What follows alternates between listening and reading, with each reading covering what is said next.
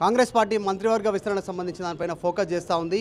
6 బెర్తులు 60 మంది పోటీ ఉంది. కాంగ్రెస్ పార్టీలో సాధారణంగా ఎక్కువగా పోటీ ఉంటుంది. సో మైనారిటీ నుంచి ఈసారి క్యాబినెట్లో ఎవరికి చోటు దక్కనుందనేటువంటి చర్చ జరుగుతున్న నేపథ్యంలో ఏకైక ఎమ్మెల్సీ అమీర్ అలీ ఖాన్ జీ ఉన్నారు. మాట్లాడదాం ప్రస్తుతం మనతో పాటు. మంత్రివర్గ విస్తరణలో చాలామంది పోటీ వాళ్ళ పేర్లు వినిపిస్తున్నాయి. ఎందుకు మైనారిటీ వర్గంలో మీ పేరు చర్చలోకి రావట్లేదు? రీజన్ ఇది ఎవరైనా ఆపే ప్రయత్నం చేస్తున్నారు? कोई रोक रहे? मेरे को कोई आइडिया नहीं है कि किसका नाम चल रहा. कांग्रेस हाईकमांड डिसाइड करेंगी किसको बनाना है, मिनिस्टर बनाना है, कब बनाना है, किसके नाम आने वाले हैं, वो आगे चल के मालूम होगा. रोकने की बात दिल्ली में डिसीजन लेना है. सीएम साहब जाएंगे, चिट्ठी लाएंगे या खोलेंगे, नाम बोल देंगे. नहीं, कोई है अगर माइनॉरिटी के नाम पे सिर्फ आप एक ही एलिजिबल है अभी देने का सिचुएशन में, आप एक ही चाहिए एमएलसी पूरा कांग्रेस में कोई है ही नहीं है देने के लिए. कोई एमएलए नहीं है ना एमएलसी नहीं है कांग्रेस के पार्टी का. आप राज्यसभा से राजभवन से गवर्नर कोटा में आप नॉमिनेट हो गए सर. अब एक ही है, क्यों आपका नाम नहीं ले रहे? कुछ भरोसा मिला आपको? आप चर्चा चल रहा है, आपको कुछ इन्फॉर्मेशन? मेरे को कोई आइडिया नहीं है. गवर्नमेंट पार्टी विल डिसाइड किधर देना है. अब ये है कि सोशल 6 वैकेंसीज़ हैं, वैकेंसीज़ के ऊपर जल्दी करना है.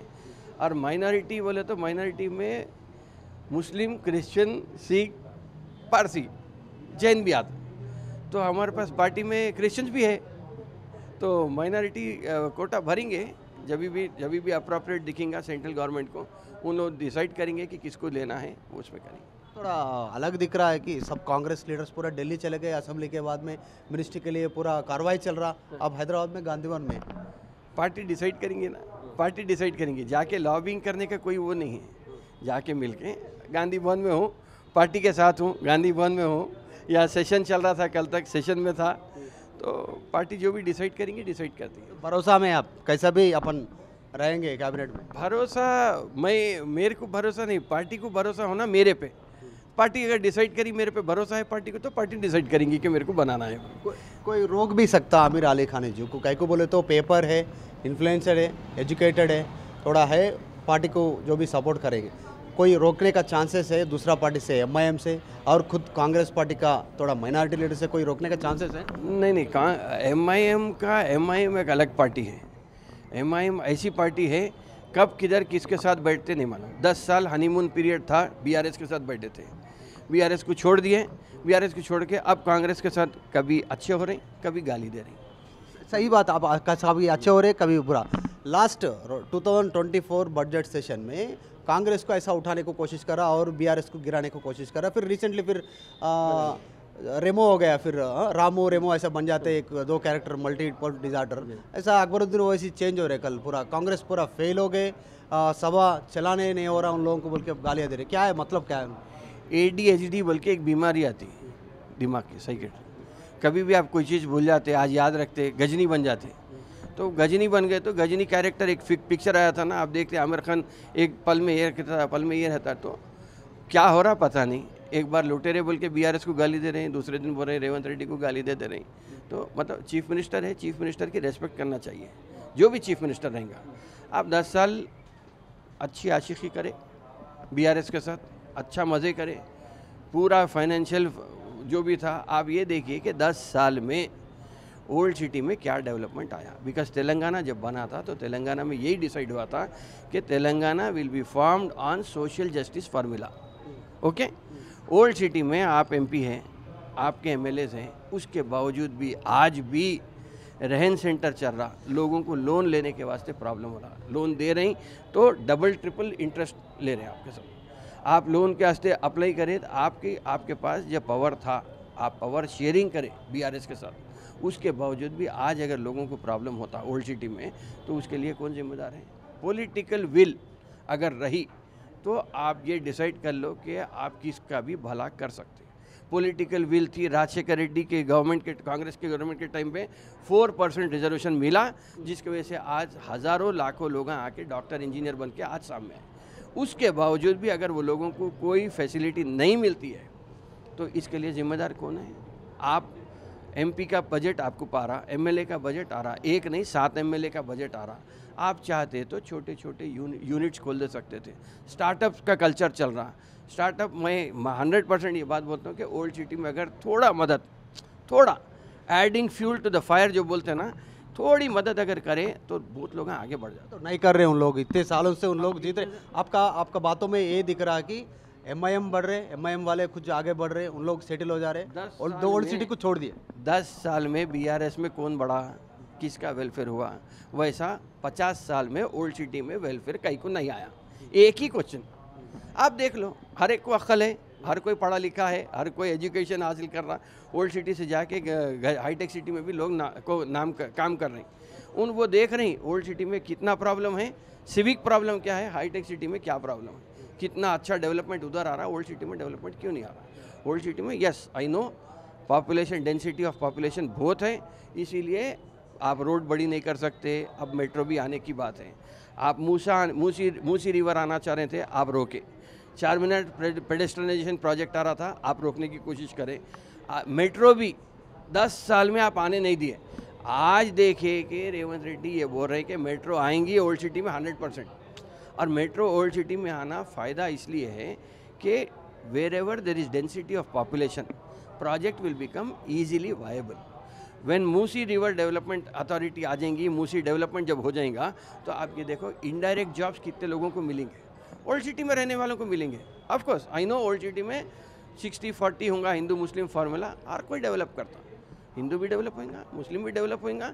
गंगा जमनी तहजीब, बल्कि आप मूसा नदी को गंगा जमुना बना दे सकते हो। आप बोल रहे हैं कि कुछ भी डेवलपमेंट नहीं करे, इतने साल हो गए फिर भी वोट एमआईएम कुछ गिर रहा है। एमआईएम वाले संसद बन रहे असेंबली में और पार्लियामेंट में, उनके असदुद्दीन ओवैसी जा रहे, सब उन लोग आ जाए। अभी पब्लिक कुछ चेंजेस आ रहा दिख रहा, पब्लिक कुछ चेंज होने वाले हैं नेक्स्ट इलेक्शन में कुछ। पब्लिक में चेंज है। एक चीज़ मैं आपके ज़रिए बोलता हूँ कि पब्लिक ओल्ड सिटी में 20 लाख वोटर्स है। चलिए स्पेसिफिक बात करता हूँ मैं आपको। 20 लाख वोटर्स ओल्ड सिटी में हैं। 20 लाख वोटर्स में 9,50,000 9,60,000 की पोलिंग होती। फिर बाकी का क्या इन लोग अदा लेंगे? नहीं 20 लाख टोटल वोटर्स। पोलिंग कितनी हो रही? 45% पोलिंग हो रही। 9 लाख की पोलिंग होती। 9 लाख में 50-50 कर लो आप। 50% कांग्रेस, बीजेपी, टीआरएस, इनको 50% मिलता है। 9 लाख का 50-50 हुआ तो 4,50,000 वोटर्स वोट असदुद्दीन ओवैसी को मिल रहे हैं।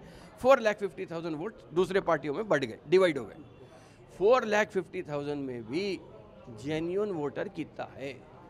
ओनली 2 लाख। बाकी का कौन है? बाकी का एक आदमी जा रहा है, फिरोज खान निकाल के वोट नामपल्ली में एक डाल के दिए थे। 40,000 डुप्लीकेट वोट्स है, डुप्लीकेट नहीं ट्रिप्लीकेट वोट्स है। कारवान, नामपल्ली, बहादुरपुरा, ये 3 एरियाज में डिवाइडेड है।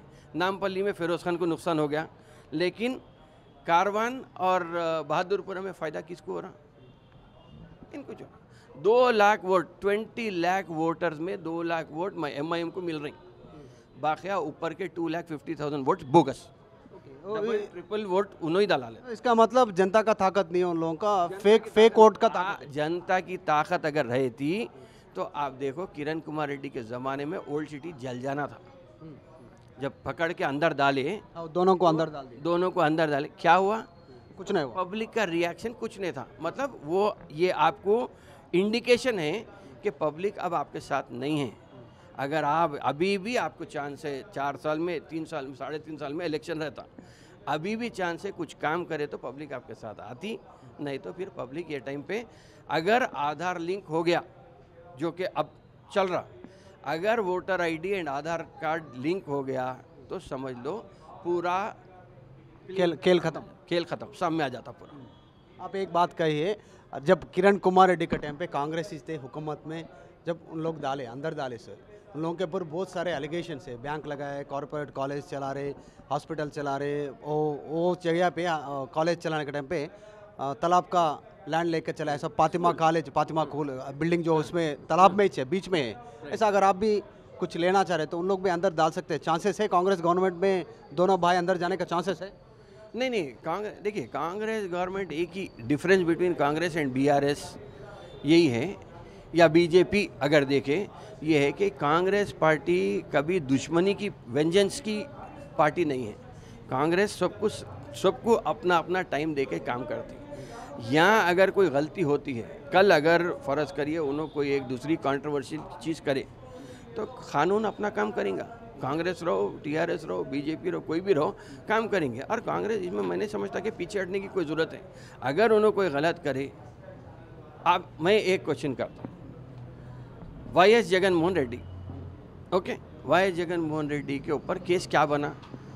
डिसप्रोपोर्शनेट एसेट का केस बना, अंदर भी डाले, जेल में भी गए, सब हो गया। कई को एमआईएम के ऊपर आज तक कोई लीडर के ऊपर कोई केस नहीं हुआ। उनके पास उनके सोर्स ऑफ इनकम क्या है? अगर आप देखें तो उनकी सोर्स ऑफ इनकम कुछ भी नहीं, कॉलेज से डोनेशन या तो फिर एमपी फंड, एमएलए फंड, उसका मिसयूज़ हो रहा। तो उससे हट के मैंने समझता कि इनके पास कोई है, मगर आप एसेट्स अगर देखेंगे उनके, तो यकीनन उनके भी एसेट्स बहुत ग्रो हो रहे।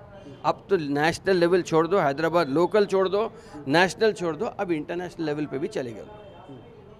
कोई दुबई में जाके यॉट खरीद रहा, कोई लंदन में जाके शॉपिंग मॉल खरीद रहा, कोई अमेरिका में जाके होटल बना रहा। अब तो ये भी मालूम हो रहा है कि रासल खैमा में जाके है सो सुपरमार्केट भी खोल रहे हैं। आप आप जो क्लेम कर रहे हैं, जो आप जो खरीद रहे बोल के, ऐसा खरीदने वाले इंडिया में 2 जने ही थे, मुकेश अंबानी, अदानी, दोनों ही थे। आप उनके साथ कंपेयर कर रहे हो, उतना है पैसा? आप अंदाज़ा लगा ले सकते हैं। मेरे 2 अनमोल रतन, मोदी के अनमोल रतन अंबानी अडानी हैं। केसीआर साहब थे वक्त 2 अनमोल रतन थे, असदुद्दीन ओवैसी, अकबरुद्दीन ओवैसी, सबको फ़ायदा हुआ। तो अनमोल रतन का ज़माना चल रहा था। अब ये है कि अभी कभी नरम कभी गरम, अभी इनडायरेक्टली कभी किसी को ब्लैकमेल करने की एक कोशिश हो रही, ऑफिसरों को डराने की कोशिश हो रही। कभी रेवंत रेड्डी बहुत अच्छे बन जाते, कभी रेवंत रेड्डी को नीचे डाल के है तो केसीआर को लुटेरे बोल देते। तो कभी ये कभी वो, तो ये opportunism high to the height है।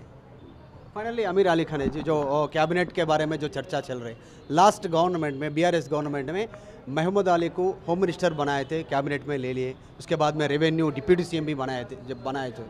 अभी भी चांस है, सुनाई दे रहा, मगर कोई कुछ रोकने का चांसेस है बोल के भी सुनाई दे रहा।